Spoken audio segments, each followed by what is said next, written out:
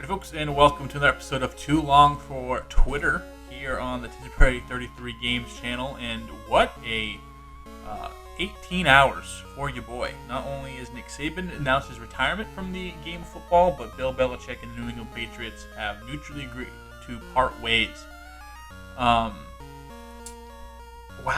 It's one of those things where for both of those guys, each the greatest coaches of all time in their respected fields, in college football, in NFL football, and in football in general. Two of the greatest, and I was lucky enough to be fans of the teams that they worked for, and both of them had similar philosophies of defense and doing things the right way. They coached together in the NFL, and then obviously had their separate ways and built up these dynastic programs and franchises and this and that. And you never think it's going to end.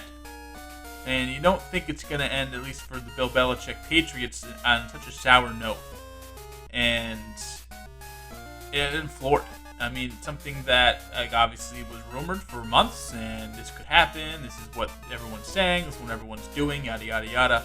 But it finally happened, in where it no longer see the coach of the New England Patriots, no longer see the GM of the New England Patriots, both of which he was signed or traded to the Patriots, like 9 months after I was born? Like, my entire life, Bill Belichick has been running the Patriots. And I say this as a fan who's self-aware. I think I'm aware of the history of the franchise, a franchise that really was going nowhere in terms of success. I mean, they had, since the 60s they were bad, and you hear the stories of, they weren't even on TV, and no one was going to Foxborough Stadium, and when Kraft bought the team, he was going to move them to St. Louis, and then you had the Bledsoe era come in, and they were good, and you had hope. Obviously, there was 85 as well, but then everything changed when Bill and Tom got here, and I'll get this out of the way first. Bill Belichick is the greatest football coach of all time, regardless of Tom Brady. His record without Tom Brady, it's just what it is. Let's just get that out of the way. Let's stop the funny stuff. Let's stop trying to get clicks and try to be smarter than we actually are. Let's just give the guy his flowers and his praise. Now, he's still going to coach. He's going to look for a place. Atlanta, Washington. There's 8, I think, including the Patriots, 8 vacancies right now, and the potential for more upcoming. Tennessee, obviously, is newly freed up. Again, Atlanta, the Commanders, the Chargers, there's a good one. People are saying that now that Bill Belichick's free, you might see guys like the Cowboys, even with Mike McCarthy having some good years, just dump them to try to go get Bill. And it's going to be an interesting race, and really the most anticipated free agent race since Brady was on the market that first time, right? I will say this. I think the Belichick era coming to an end, it's bittersweet, obviously, because it's like, damn, like, this guy gave you 6 Super Bowls, plenty more appearances. He ran the NFL for 2 decades, and something like that, it doesn't happen. I mean, you have Saban, you have Popovich, you have Arbach, and like, that's it. Those are the guys who like dynastically, Phil Jackson, dynastically changed the sport with their coaching and the players they had and this and that, the other thing. I will say this, I am excited though. Much more I am excited about the future of the Patriots than the future of Alabama. I'm sure Alabama's going to be fine.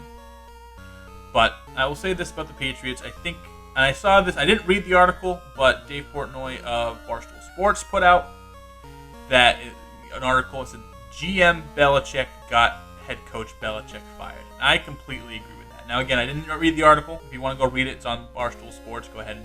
But like that quote, I think it's Bill had his way, and you had Tom Brady, and you can pay substitute teachers to go catch 40 balls for you a year, and you can spend the money on different places, and you can not spend the money.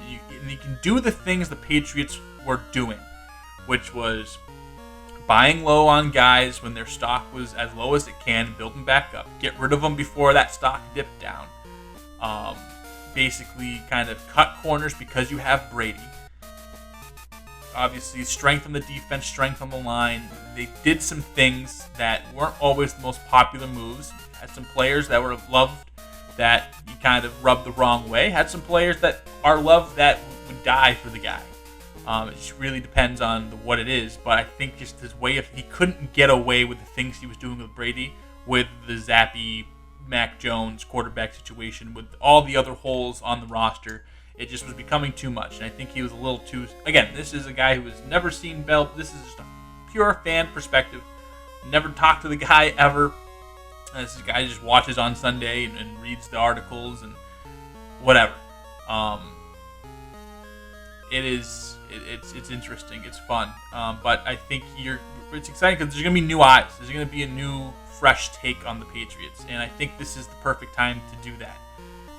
As bittersweet as it is, and it sucks that it is, I'm excited for who they're going to do as the net head coach, whether that's Gerard Mayo, whether that's Mike Vrabel, or somebody else.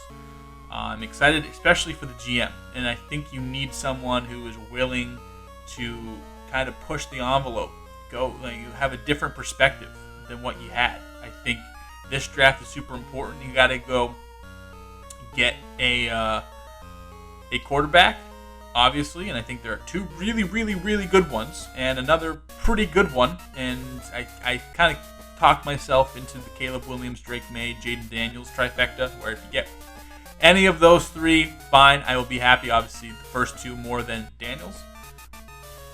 But you just got to hit. And the joke the whole time was Patriots can get the third pick and then trade down to 17 to draft a fourth round projected guard. And that was kind of their MO. But I'm excited to see what the new direction is. It's the first new direction in my entire life. I've known one direction for both of these programs, Patriots and Alabama. Also want to give a shout out to Pete Carroll, who's no longer coaching now.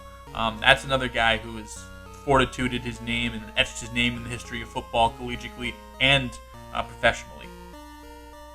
But I'm excited for the direction of the Patriots.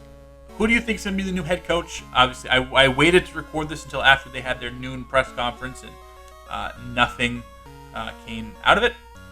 But who's going to be the head coach? Who's going to be the GM? Who do you want them to draft? Just give me what your thoughts of the Patriots off season going forward is going to be. And very interesting. It's been a rough 18, 17, 16 hours for me. Just lost both of my head coaches. I'm definitely going to start drinking. Dry January is over, I think. I think we're going to have to knock a few back and get over this pain. But again, let me know what you think of the Patriots off-season. What should they do? My plan, just quickly, draft one of those three quarterbacks, spend your money on the line, build up, keep that defense as much as you can because it's still a great unit, and run it. And you're going to go through some growing pains with a rookie quarterback, but I think you have to fully diverge yourself into the growing pains. I don't think doing this... Yeah, we still want to win. Obviously, you want to build a winner, but building a winner quickly, the Saints way, without fortifying your future, I think would be a mistake. So what are your thoughts? What are your opinions? What would you do if you were in that chair making those decisions? Let me know in the comments below, and I'll see you next time on Tisbury 33.